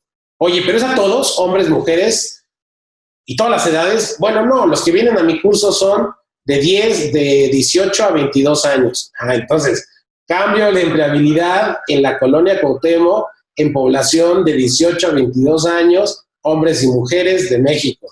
Ok. Oye, pero espérate, ¿qué dato estás utilizando de México y por qué estás interviniendo en Cuauhtémoc? Y cambiamos nuestro indicador. Cambio de empleabilidad en jóvenes o en personas de 18 a 22 años de la Colonia Cuauhtémoc comparado a un nivel nacional. Y entonces le das en el indicador toda la información que requiera cualquier persona para volver a medirlo. No lo estás midiendo tú, lo estás midiendo a comparación de un indicador nacional. Si tú le permites al auditorio que ellos conozcan cómo estás generando esa información, con eso bastaría. Ahora, ¿cómo lo conviertes? Yo lo he utilizado, por ejemplo, hay un dato en México que de todos los empleos que existen, el 56% son informales, es decir, no tienen seguridad social. A nivel nacional es un promedio. A nivel estatal cambia, sube y baja, pero no cambia tanto. Pero yo necesitaba un dato único, porque es muy difícil hacerlo uno a uno hacerlo de todos lados, hacerlo la granularidad, los datos que yo tenía eran estatales, podía utilizar el dato estatal de informalidad en el trabajo, pero me hacía el trabajo, tenía que hacerlo 32 veces. Entonces lo que hice es, utilicé el dato, evidentemente, lo primero que vi es que no cambia mucho, o sea, de 56 sube a 57 y baja a 51. Entonces lo que hice, saqué un promedio del nacional, 56%. Y luego de ese 56% puse una coletilla. Se está utilizando el promedio del indicador nacional de 56 con esta metodología, tal. Y ahora sí, cada uno lo estoy multiplicando solo por 0.56 en vez de hacer 1 a 1. ¿Es más detallado 1 a 1? Absolutamente. Absolutamente, es mucho mejor. ¿Es más práctico? Puede ser que no. Entonces, mientras ustedes cuenten con la información, alguien los va a revisar y va a decir, no me cuadra. Si no le cuadra si no le cuadra, puede ser por dos razones. Porque ustedes no están dando la información de dónde obtuvieron la información y cómo están mezclando la información, o no le cuadra porque los datos no cuadran. dejen que su evaluador solo no les cuadre la información porque no les cuadran los datos. Que no les pongan el pretexto de es que lo estás midiendo a nacional y esto es estatal. Sí, ya sé, mira, te lo estoy diciendo que estoy utilizando un indicador nacional a nivel local. ¿Está acá? Ah, ok, perfecto. Entonces estás dando tu marco conceptual. ¿Para qué se utiliza? Sí, en temas de levantamiento de información, hay muchos pasos, como dicen en inglés, fast track o pasos a cortar. Uno de ellos es eso, es decir, mira, quizá no cambia tanto a nivel nacional, cambia 1 punto, 2 puntos, entonces es válido. Oye, y alguien te va a preguntar, ¿y por qué tomaste ese? Entonces, tiene que haber una respuesta de ustedes, porque no la variabilidad entre a nivel nacional cambia 1 punto, por lo tanto es razonable tomar un promedio. O sea, ustedes tienen que explicar. Ahora, cuando estamos haciendo un reactivo, tengo que preguntarme, ¿qué quiero medir? Y tengo que preguntarme si es posible medirlo directamente. La mayoría de las cosas que queremos medir o la mayoría de las cosas interesantes no son posibles de medirlas directamente, tristemente. Es decir, para medir inclusión social, no le puedo preguntar a una persona, ¿te sientes socialmente incluido? Tengo que hacer muchas otras preguntas para yo derivar esa información si te sientes socialmente incluido. O para medir cohesión social, no le puedo preguntar a 1000 personas, ¿hay cohesión social? Sino tengo que encontrar otras formas, por ejemplo, en este caso cuantitativos, reactivos cuantitativos, para medirlo directamente a través de lo que vamos a hablar, que son los proxies. Vale. Esto es, vamos a pensar que yo quiero medir, por ejemplo, mejoría de calificación gracias a una beca. Ese es mi indicador. O quiero medir los ataques de ansiedad que tiene a la semana una persona, o la ansiedad, tan sencillo. ¿Cómo le pregunto en un momento A, en una línea base, antes de comenzar mi intervención? ¿Cómo le pregunto? ¿O cómo podría yo empezar a definir si yo quiero saber que mejora su calificación? ¿Qué tengo que preguntarle? Bueno, quizá lo obvio es cómo te fue en tu calificación del último mes en matemáticas. Yo quiero medir cómo andan en ansiedad, porque yo voy a intervenir con terapias psicológicas. Entonces, quiero saber cómo están antes y cómo están después. Hay 1000 formas de preguntarles. Una de ellas, a través de una forma cuantitativa, es: dime cuántos ataques de ansiedad tienes a la semana. Todavía no voy a intervenir, pero dime cuántos. El reactivo, al mismo tiempo, les ayuda a ir definiendo no solamente cómo lo van a medir, sino al final qué es lo que van a medir, o al final qué proxy van a utilizar para medir aquello que quieren medir. ¿Qué diablos significa un proxy? Un proxy es aquello que reemplaza o aquello que satisface lo que queremos medir sin poderlo medir directamente. Y váyanse a un ejemplo muy claro. ¿Cómo yo sé que mi hijo mejoró en su educación? Pues alguien me va a decir, pues porque saca calificación de 10. Necesariamente todos los hijos o niños que tienen calificación de 10 tienen buen nivel educativo, necesariamente. O puede ser el caso que haya niños que simplemente, vamos a poner el ejemplo maniqueo contrastante, ¿no? Que copien a los que están enfrente y también tienen 10. Ellos necesariamente no tienen mejor nivel educativo o más nivel de educación en sentido comprensión del contenido que el que estudió. Pero lo estoy midiendo bajo la misma vara. Estoy diciendo, yo te hago un examen, si tienes 10, no importa si estudiaste o copiaste, yo puedo determinar que tienes mejor nivel educativo. Vale, ese examen, esa calificación de 10, es un proxy. Es un proxy para yo saber si tienes mejor nivel educativo. Tan sencillo. ¿Qué otro proxy hay para saber si tienes un mejor nivel educativo? Si no faltaste a tus clases. Oye, pero es que los niños pueden faltar por enfermedades. Vale, entonces quizá para ti ese proxy no te funciona. Pero para mí ese proxy me funciona. Porque yo he visto que entre menos faltan, aprenden más. Entonces, ¿quién decide el proxy válido? Tú, ustedes. Ustedes deciden qué proxy utilizar y qué proxy no utilizar. Vamos a un ejemplo muy sencillo, donde ustedes, por ejemplo, quieren mejorar la economía de la familia o quieren medir cómo mejoró la economía de la familia.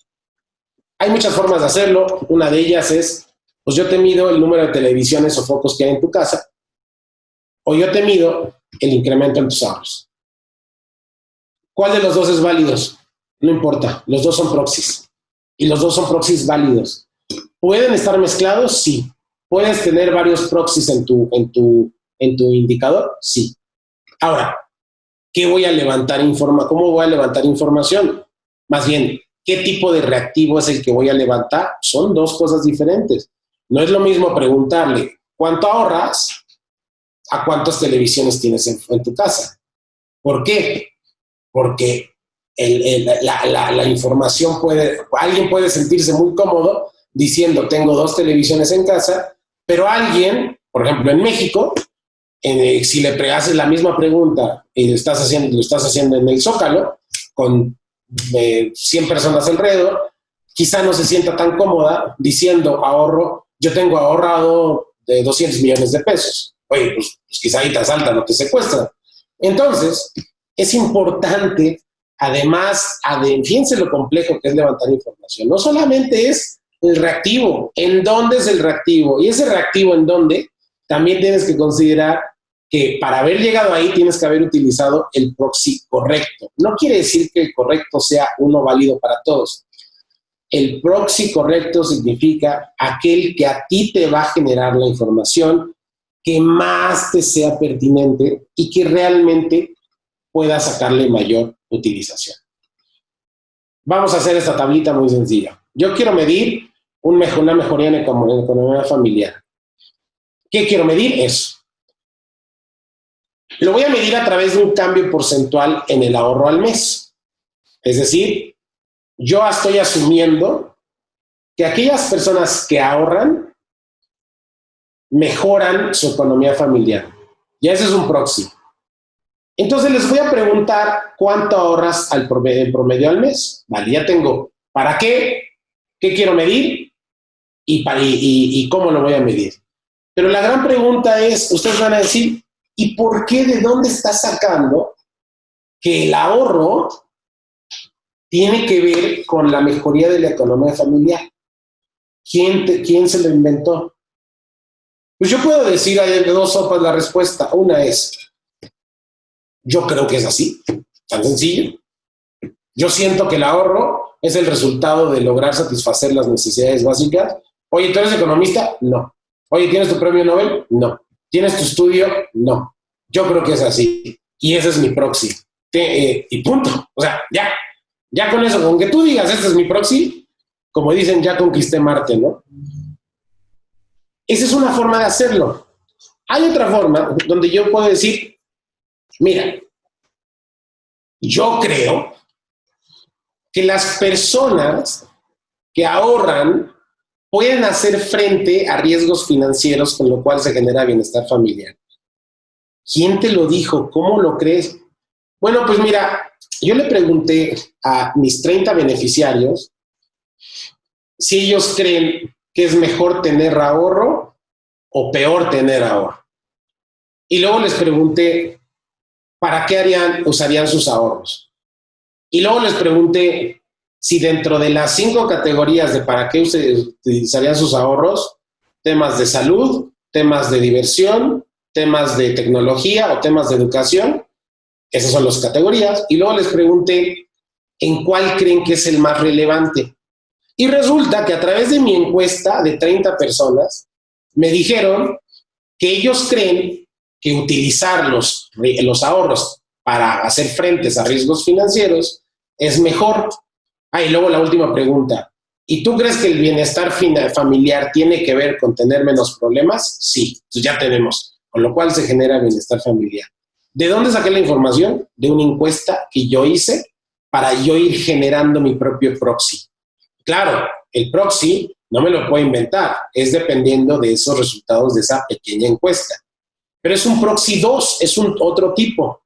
Oye, y si yo no me quiero meter en esas broncas, no se preocupen, váyanse a un proxy 3, donde dice, el estudio tal demostró que hay una correlación entre el incremento de ahorro y la movilidad social. Vale, tú me estás diciendo que si ahorras puedes tener movilidad social, eso es una cosa. Pero ¿de dónde te inventas que movilidad social abarca mejoría en economía familiar? Puedes tener dos sopas. O buscas un estudio donde demuestre movilidad social con mejoría de economía familiar, perdón, 3 sopas. O demuestras a través de una encuesta tuya que la movilidad social podría detonar en economía familiar, o la tercera sopa. Yo creo que la movilidad social necesariamente es una dimensión de la mejoría en la economía familiar. Yo lo decidí, sí. ¿Por qué? Porque así lo creo yo. Los proxies ustedes determinan el grado de complejidad que le dan a su proxy. Entre más arbitrario sea su proxy, evidentemente van a tener mayores problemas. Evidentemente. Oye, tú me dices que a través de una educación holística, los niños van a salir mejores preparados al entorno. ¿Cuál es tu proxy? ¿Hiciste un estudio? No, yo lo creo porque yo hago educación holística, hago pedagogía holística. Oye, entonces tú me estás diciendo que holístico va de la mano con mejor desempeño escolar. Sí, o mejor futuro, sí. ¿Cuál es tu proxy? Pues mi proxy es que la educación holística es más completa que la educación normal, por lo tanto va a tener mejores resultados. ¿Quién te lo demostró? Yo. Bueno, pues entonces, si te tengo que creer tu proxy, tengo que creer tu argumento, pero si hay una debilidad en tu proxy, tu argumento se te cae. Por eso, ustedes deciden arbitrariamente qué proxy están utilizando. ¿Cuál es el problema? Que muchas veces los proxies no los hacemos explícitos, no se los contamos al mundo. Decimos proxy o decimos, esto es lo que yo creo, pero no estamos diciendo por qué. Y ahora, cuando hacemos ya hacemos un proxy, en este caso ya sabemos que vamos a medir ahorro y le estamos preguntando, 20%, nos está respondiendo, yo ahorro 20% de lo que, fíjense, hay varias formas de hacerlo. ¿Cuánto ahorras? Y yo puedo decir $1,000,000 de pesos. O yo puedo decir 10 pesos a la semana. O yo puedo decir 20% al mes. Si yo estoy viendo la pregunta, ¿cuánto ahorras? Y la dejo abierta, ¿qué es lo que va a suceder?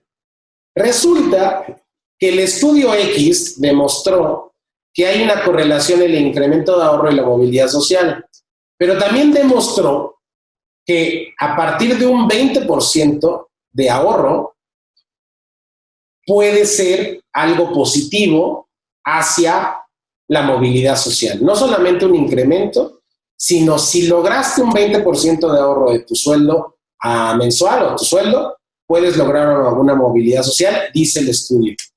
Híjole, si yo solo le pregunté el dato, yo solo le pregunté la cantidad absoluta, ¿no? En pesos. Pues yo ahorro 100 pesos a la semana.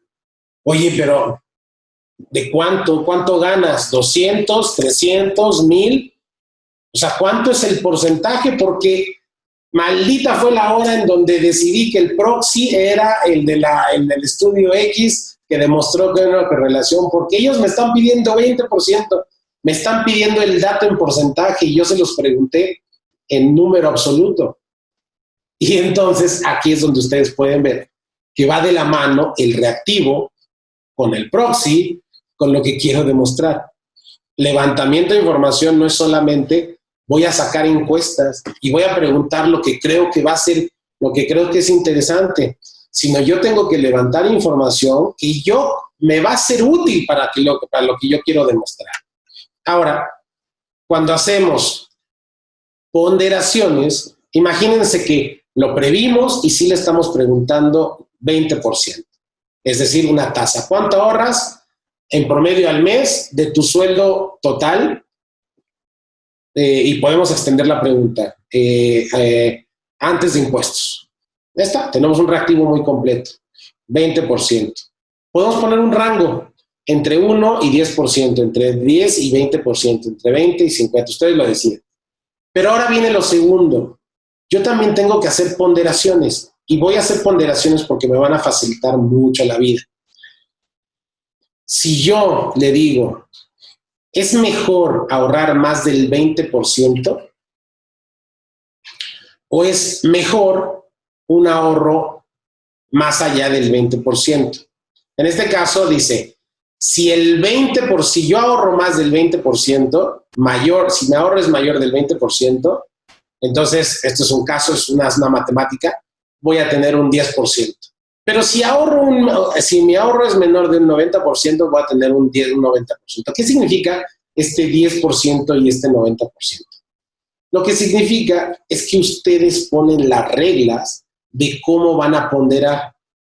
Alguien de ustedes me diría, no, es que si es mayor al 20% tiene más puntos, es mejor. Y si es menor del 20% tiene menos puntos. Oye, pero si tu indicador es mejorar tu ahorro, estoy de acuerdo. Más ahorro es más puntos. Pero si tu indicador es reducir el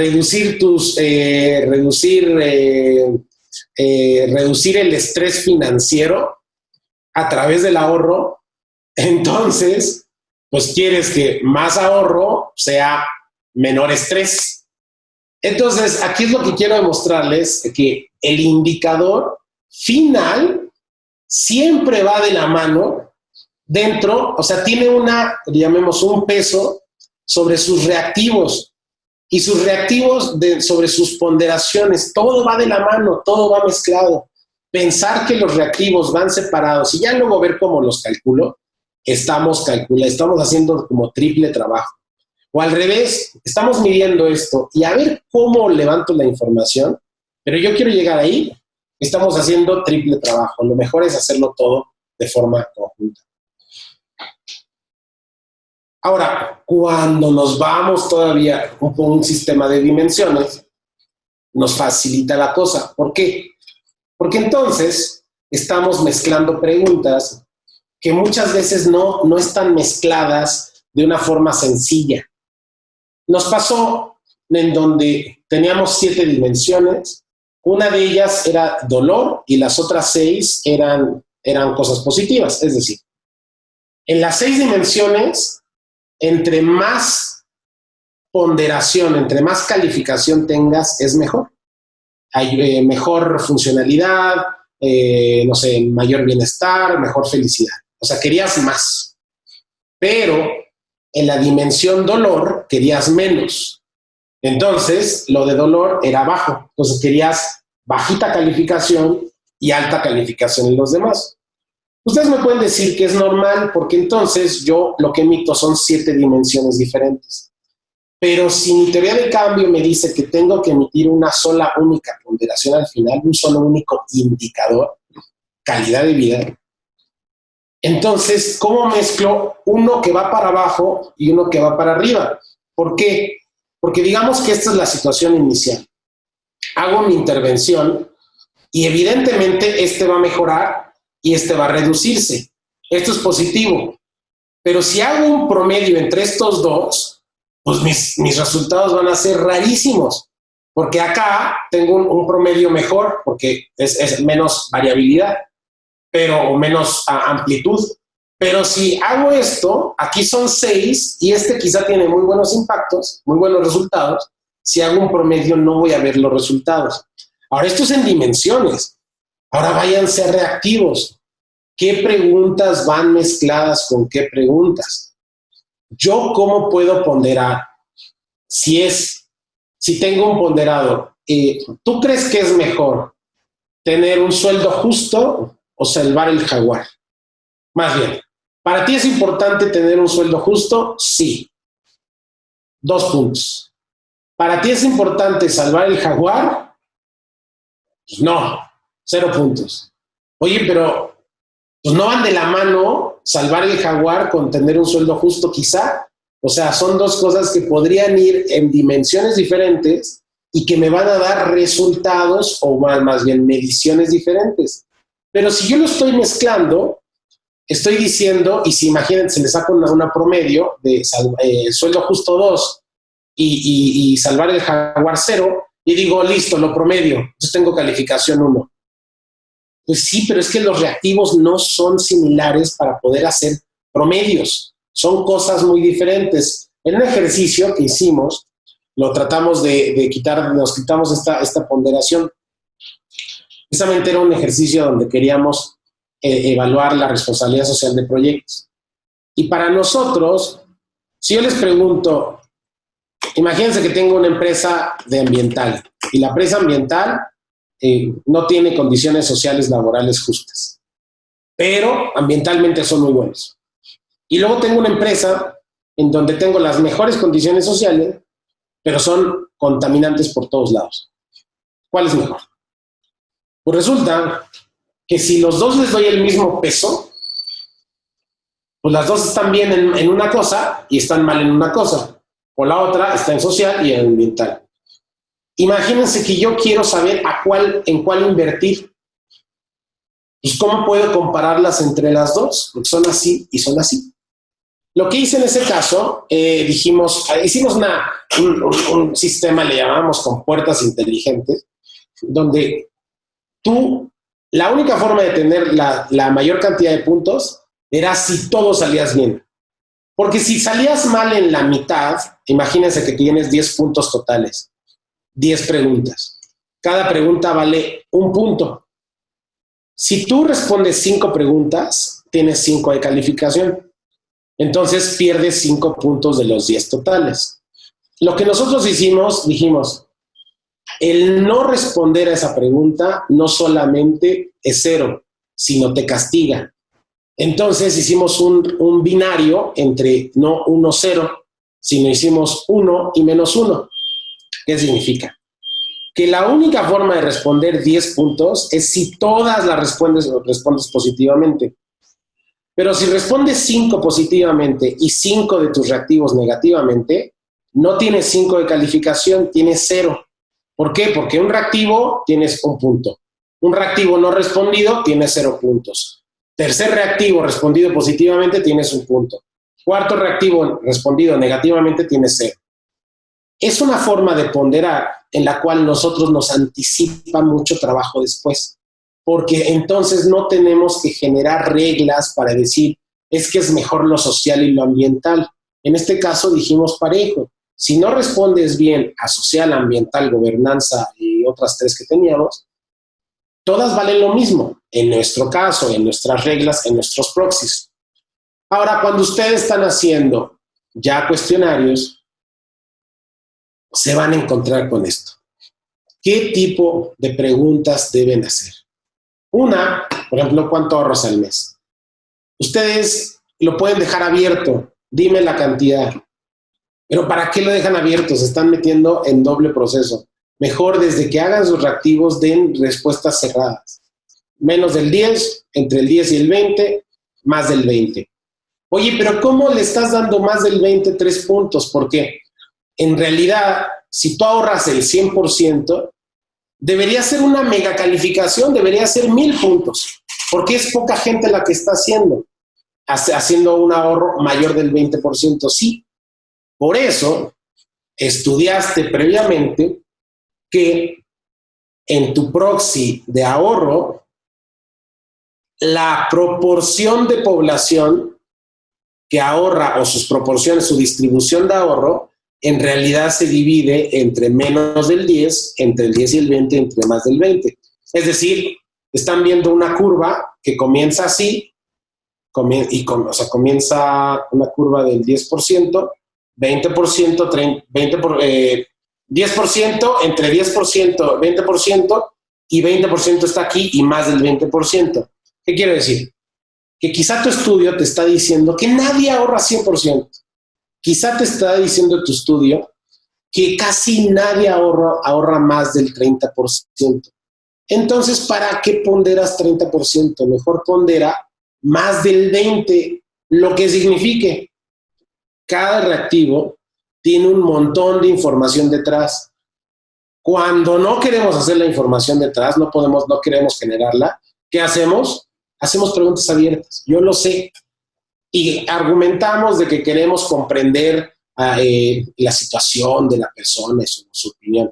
Pero estamos haciendo encuestas, entonces no van de la mano las dos cosas. ¿Por qué? Porque el método, imagínate, queremos argumentar que queremos conocer su opinión de ellos, o sea, la opinión de ellos, sin nuestra mediación. Y se nos olvida que la encuesta la vamos a hacer en 2 minutos, 1 a 1, y que es una pregunta así un poquito privada. Oye, pues quizá tu persona no quiere responder eso en frente de otra persona y a gran detalle, pero tú habías tenido la idea que pues quieres detalle. Entonces no va de la mano el reactivo con la forma. Van siempre de la mano y es lo que tenemos que prever cuando levantamos información. Segundo, por ejemplo, ¿conoces cuánto tienes en tu Afore? Es una pregunta,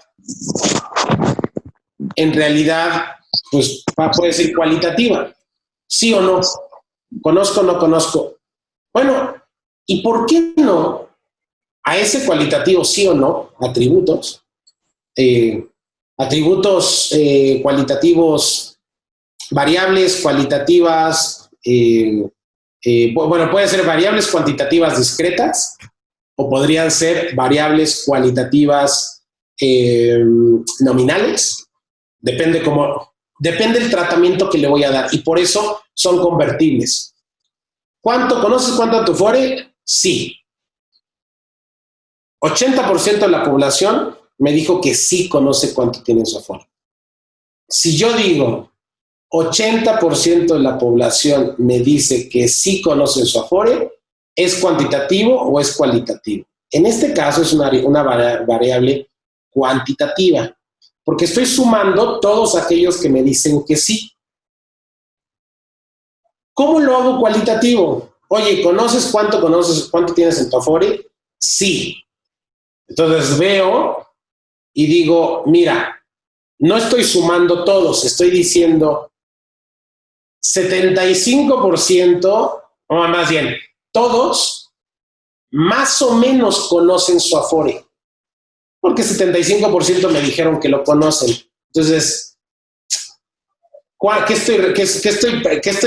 estoy preguntando? Si conoces tu Afore bien o conoces tu Afore mal. Entonces, en ese momento, si el reactivo lo dirijo hacia allá, sería cualitativo, porque puedo decir, la totalidad de las personas medio conoce su Afore, y ya es automáticamente cualitativo. Tendría que hacer un cambio muy pequeño en el reactivo para hacerlo cualitativo. Ahora, siguiente paso, no importa si es cualitativo o cuantitativo lo que quiero preguntar, ¿por qué no lo pondero?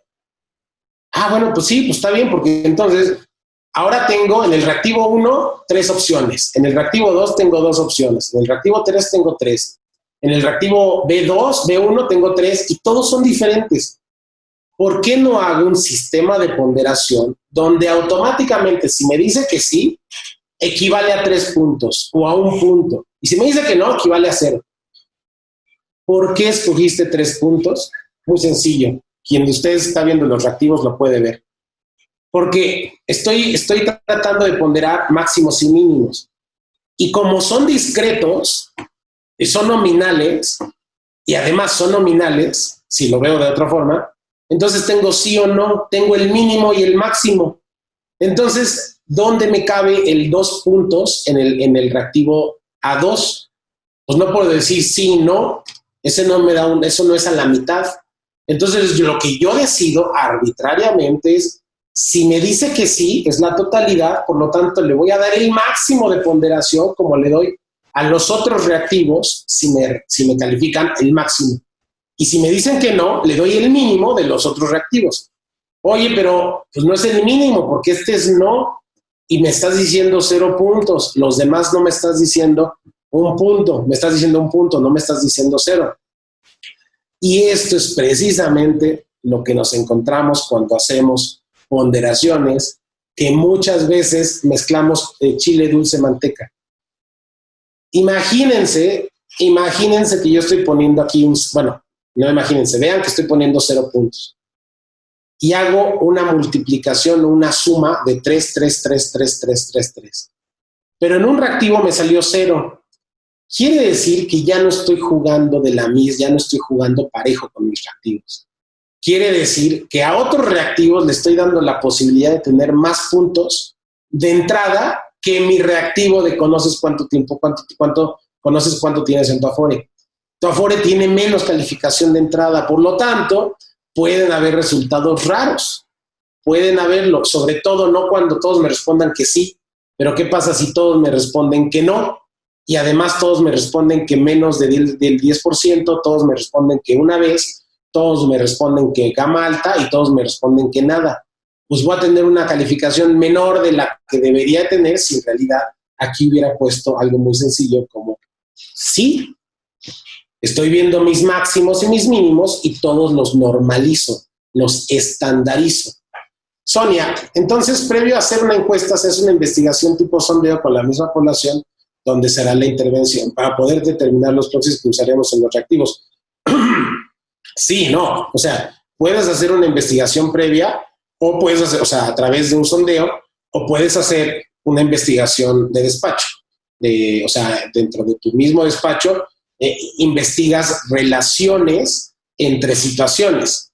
O sea, investigas, a ver, yo quiero demostrar esto, ¿qué es aquello que me permite demostrarlo? Ahora, ¿cómo mido aquello que me permite demostrar aquello que quiero demostrar? ¿Cuál es la mejor forma de medir aquello que quiero medir de la forma que quiero que me mida lo que quiero demostrar? O sea, no tengo solamente que salir el único camino no es salir a sondear. Es un buen camino, un sondeo. El problema es que para hacer el sondeo necesitas reactivos y esos reactivos tienen que tener una investigación previa. Les voy a ser muy honesto, muchas veces esos reactivos, ya cuando ustedes tienen experiencia y sobre todo cuando son temas de clínica, los reactivos ya casi los tienen en la mente. O sea, ya saben que casi la investigación clínica va a ir del 1 al 7 o del 1 al 10 o del 1 al 9. Bueno, un ejemplo. Ya saben que cuando estamos preguntando temas de felicidad, es mejor directamente no preguntarles felicidad, sino preguntarles si estás satisfecho en la vida, si es importante tus logros. Entonces le estamos preguntando, ya sabemos qué es lo que qué está detrás de nuestro último objetivo. ¿Cómo se los preguntamos? Yo les recomiendo, no quiere decir que lo hagan así, yo les recomiendo que vayan siempre con preguntas cerradas. ¿Cómo parametrizas esas preguntas cerradas? Haz un poquito de investigación. O dale una lógica. Si todos lo estás teniendo en 5 niveles, es decir, más importante, nada importante, a 5 niveles, bueno, entonces esos 5 niveles, o sea, muy importante, algo importante, poco importante, poquito importante, nada importante, bájalos a todos tus reactivos. ¿Por qué? Porque también cuando estás haciendo tu entrevista, otra cosa, o tu encuesta, la mente juega ese rol. Te dice, todos son a 5, pues entonces tú ya sabes que el siguiente rol va a tener 5, el mismo orden, entonces puedes argumentar. Pero además, también hacia ustedes juega a favor. Ustedes tampoco quieren que el encuestador pues ya sepa las respuestas. Entonces ya sabe que todos los que son más es mejor que todos los que son menos. Entonces saben que es probable que si el encuestado quiere salir bien en ciertas cosas, va a ir siempre de este lado. Oye, pues entonces cámbiale el orden. Hay unos que ponlos a la izquierda. O sea, ese tema es el que tienen que tomar muy en cuenta en la famosa usabilidad del levantamiento de información. Y ahora vamos a decir, ya tenemos los cuantitativos. Por ejemplo, para los 3 primeros generé una dimensión llamada bienestar financiera. Para los 2 últimos generé una dimensión llamada percepción y aspiración. Y ahora sí, los mezclo. Oye, ya tengo la información y podría mezclarlo con una base de datos, absolutamente. Si ustedes logran tener una base de datos, fíjense, ya lograron tener percepción y aspiración y ya tuvieron bienestar financiero. Quizá una base de datos le está diciendo, hay el micrófono abierto, si me ayudan a cerrarlo, por favor. Quizá Quizá hay una base de datos que les diga, por ejemplo, lo que les acabo de decir, movilidad social o cohesión social. Bueno, entonces ya podrías empezar a mezclar tu dimensión cohesión social sin tener que preguntarla, sino a través de un proxy, que es a través de una base de datos a nivel nacional, estatal o municipal. Lo mezclas con tu levantamiento de información interno, con, por ejemplo, variables cuantitativas, y lo mezclas con una variable, con dos variables cualitativas para generar tu dimensión de percepción y aspiración, que sigue siendo cualitativa. Todo va de la mano. Lo peor que pueden hacer es lanzarse y hacer encuestas, como dicen, sin ton ni son. La tristeza de este sector, o la tragedia de este sector, es que es más probable que se hagan encuestas sin ton ni son a que se hagan muy específicas. Donde se hagan encuestas, donde vengan a un taller y les vamos a preguntar, no sé, si conocían de ciertos instrumentos, y luego ya nos preocupamos para ver si lo medimos. Eso es lo más probable a decir, a ver, ¿para qué vamos a medir esto? ¿Cómo les vamos a preguntar? ¿En qué momento es el mejor para preguntarle? Me pasa cuando en temas digitales, donde todavía, en México el tema digital es todavía trágico. No sé si hay acceso a Internet, hay algo como 60 millones de personas que sí tienen acceso a Internet y el 60% tienen acceso y el 40% no tienen acceso a Internet. Yo estoy de acuerdo. El tema de hacer las cosas digitales quizá todavía no están en el mejor momento. Pero no significa hacer una encuesta digital que tú les mandes en el WhatsApp una encuesta en Google Forms.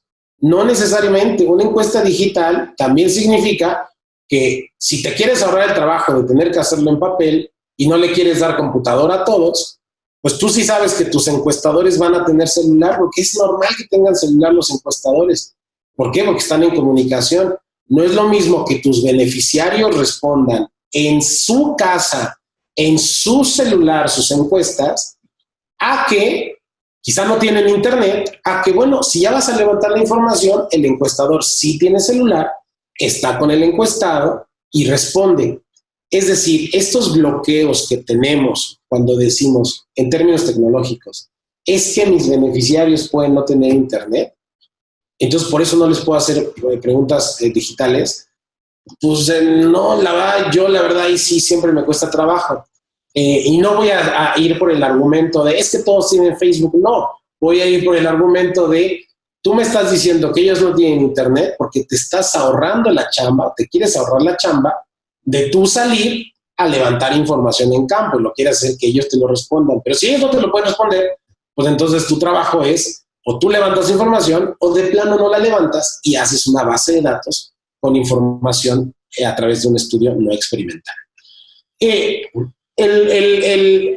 Yo les recomiendo cuando hagan ya su ponderación, imagínense, o cuando ya empiecen a hacer su base de datos, se va a ver de esta forma. En el momento A, el reactivo A, Juan me respondió 2, María me respondió 1, Pedro me respondió 3. ¿Por qué es mejor ponderados? Porque cuando hablamos un solo lenguaje, podemos hacer cálculos. Cuando hablamos, Juan respondió tortas, María respondió pasteles y Pedro respondió tamarindos. ¿Y ahora cómo los mezclo? Cuando ya hablamos datos, ahora sí, hasta puedo sacar promedios.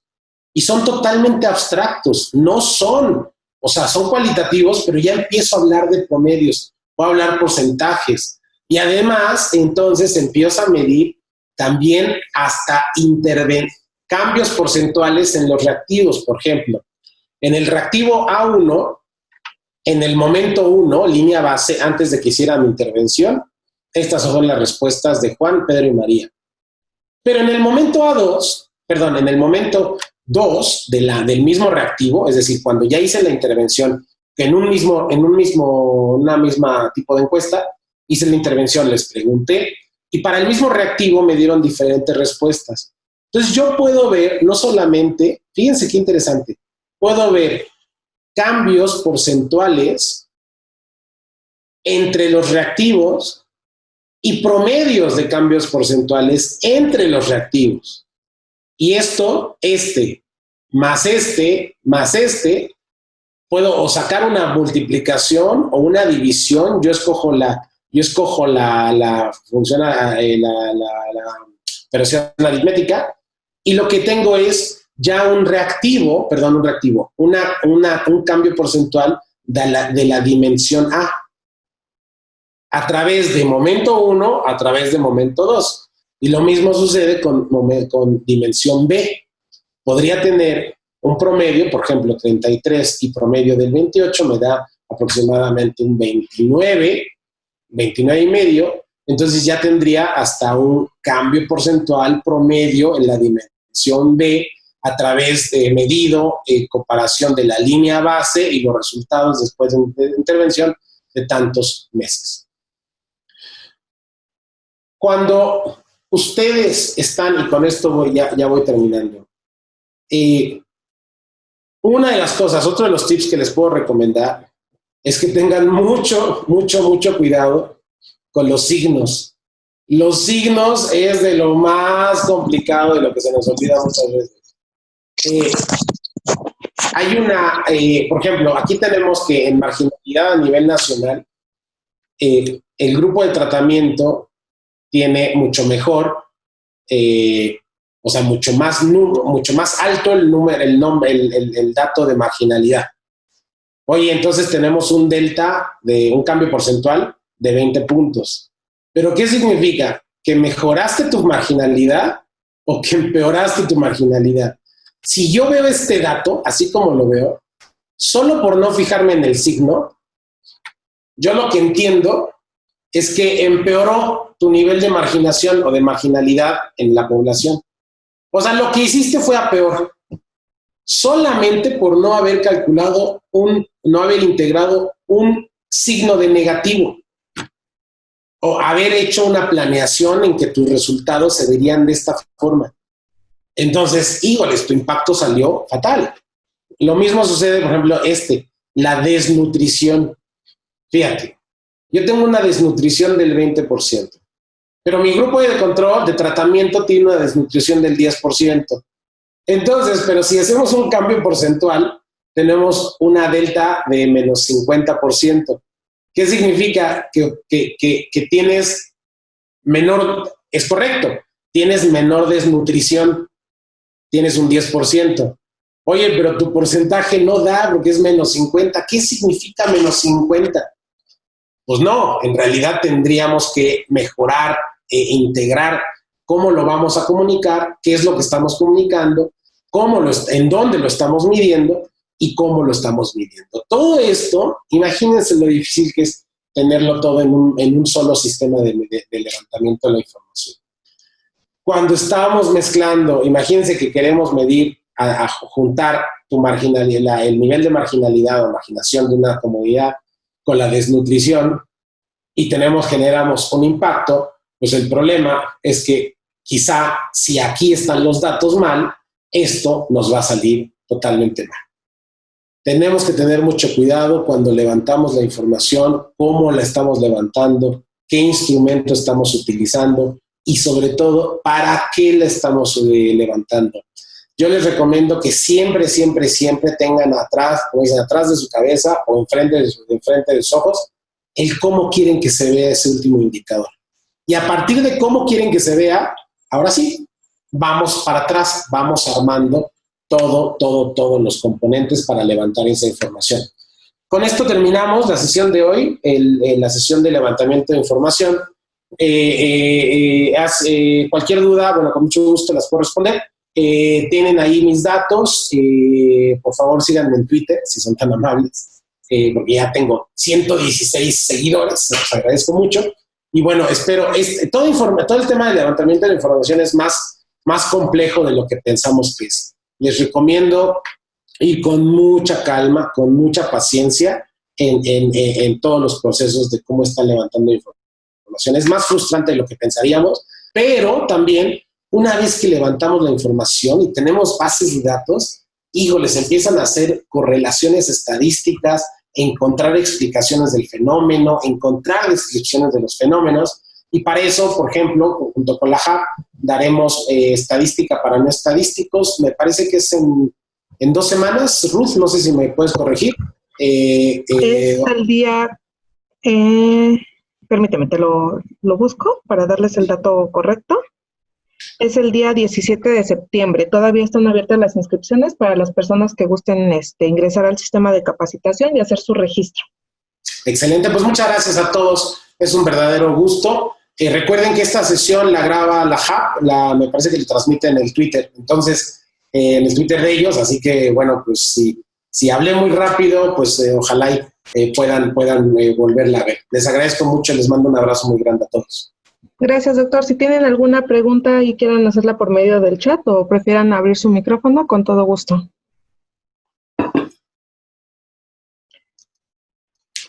Reitero el comentario del doctor. Las grabaciones se suben al canal de YouTube de la Junta y en las redes sociales de la Junta, en Facebook y en Instagram. Si gustan ahí checarlos. Si tienen alguna duda, por favor. Creo que todo quedó muy claro o con demasiadas dudas. Todo quedó muy claro, doctor. Muchas gracias a todos. Pues muchas gracias, Ruth. Un gusto. Siempre.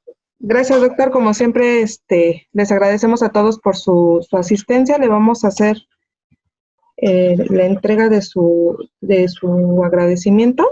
¿Lo puede ver, doctor? Lo veo, muchas gracias. Perfecto, pues muchas gracias, les agradecemos a todos y muchas gracias, maestro, muchas gracias a todos, que tengan buen día. Con esto cerramos la sesión de hoy. Bonita tarde, hasta luego. Gracias, doctor, buena tarde, hasta luego.